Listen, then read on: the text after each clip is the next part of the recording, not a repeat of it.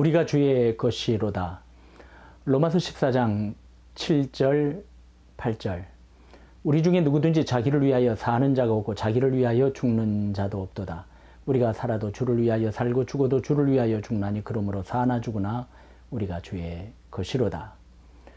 사도 바울은 담대히 선포합니다. 우리들 가운데는 자기 자신을 위해서 사는 사람도 없고 자기 자신을 위하여 죽는 사람도 없습니다. 우리는 살아도 주님을 위하여 살고 죽더라도 주님을 위해서 죽습니다. 그러므로 우리는 살아도 주님의 것이고 죽어도 주님의 것입니다.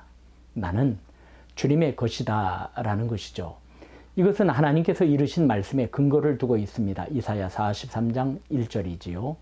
야곱아, 너를 창조하신 여호와께서 지금 말씀하시느니라. 이스라엘아, 너를 지으신 이가 말씀하시느니라. 너는 두려워하지 말라. 내가 너를 구속하였고 내가 너를 지명하여 불렀나니 너는 내 것이다.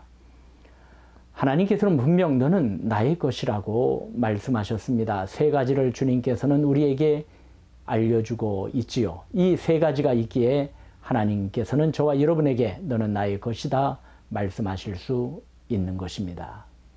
첫째는 내가 너를 만들었다. 두 번째는 내가 너를 구원하였다. 세 번째는 내가 너를 불렀다. 그러므로 너는 나의 것이다 라는 것입니다. 온 천하의 우리를 너는 나의 것이다 라고 선언할 수 있는 것은 오직 창조주요 구원자요 우리를 부르신 하나님밖에 없습니다. 그러므로 우리도 담대히 선포하는 것입니다. 우리 중에 누구든지 자기를 위하여 사는 자가 없고 자기를 위하여 죽는 자도 없도다. 우리가 살아도 주를 위하여 살고 죽어도 주를 위하여 죽나니 그러므로 사나 죽으나 우리가 주의 것이로다.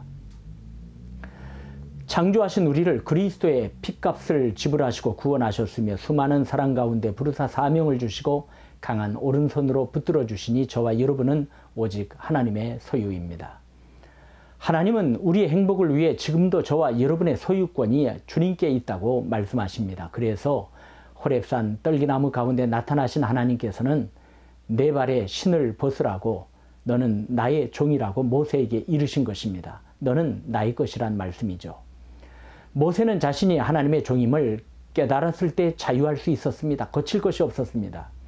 우리의 진정한 자유는 그분의 품에 있을 때, 그분의 뜻을 따를 때 부여받는 것입니다. 그래서 사도 바울은 주님 안에라는 말을 많이 사용하였어요. 내 모든 것이 주님 안에 있을 때 진정한 자유와 행복을 누릴 수 있기에 그렇죠. 예수님께서는 자기를 믿는 유대인들에게 이르셨습니다.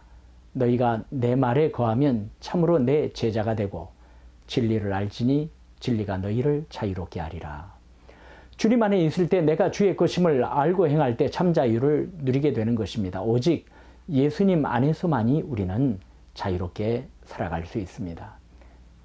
약한 줄 알면서도 택하셨고 쓰러질 줄 아시면서도 부르셨고 불충할 줄 아시면서도 은혜로 감싸주신 하나님. 자기의 이름을 위하여 그날까지 우리와 함께 하시고 우리를 붙드시며 부르시며 택하신 뜻을 다 이루실 것입니다. 나는 할 수 없으나 주님은 하실 수 있으며 나는 이길 수 없으나 주님은 승리하셨고 또 완전히 장차 승리하실 것입니다. 주변 상황이 어떻든 우리의 실제 생활이 어떠하든 그 무엇이 우리를 흔들지라도 하나님은 우리의 머리털 하나라도 세시는 바 되시며 끝날까지 우리와 함께 하시고 통치하실 줄 믿습니다. 우리는 그분의 종이요 그분은 우리의 주님이시기에 그렇습니다. 우리의 내면의 소리를 들어봅시다. 저와 여러분은 스스로의 주인이 아니요 소유주가 아닙니다. 그러기에 사도 바울은 우리가 사는 것은 그를 영화롭게 하기 위해서요. 우리가 죽는 것도 그를 영화롭게 하며 그와 함께 영광을 받기 위해서라고 담대히 선포하고 있습니다. 고린도전서 6장 19절로 20절에는 너희 몸은 너희가 하나님께로부터 받은 바 너희 가운데 계신 성령의 전인 줄을 알지 못하느냐. 너희는 너희 자신의 것이 아니니라. 값으로 산 것이 되었으니 그런즉 너희 몸으로 하나님께 영광을 돌리라고 하였고 고린도전서 7장 22절에는 주 안에서 부르심을 받은 자는 종이라도 주께 속한 자유인이요 또 그와 같이 자유인으로 있을 때에 부르심을 받은 자는 그리스도의 종인이라고 하였습니다.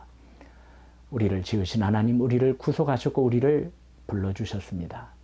나를 향한 하나님의 부르심의 방향을 바로할 때 우리는 그 부르심을 이루시기까지 결코 나를 버리시지 않을 것임을 깨닫게 하십니다.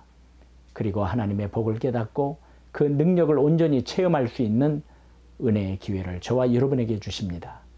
하나님은 언제나 내 편에 계셔서 나를 붙잡으시고 사랑해 주신다는 것을 잊지 말아야 합니다.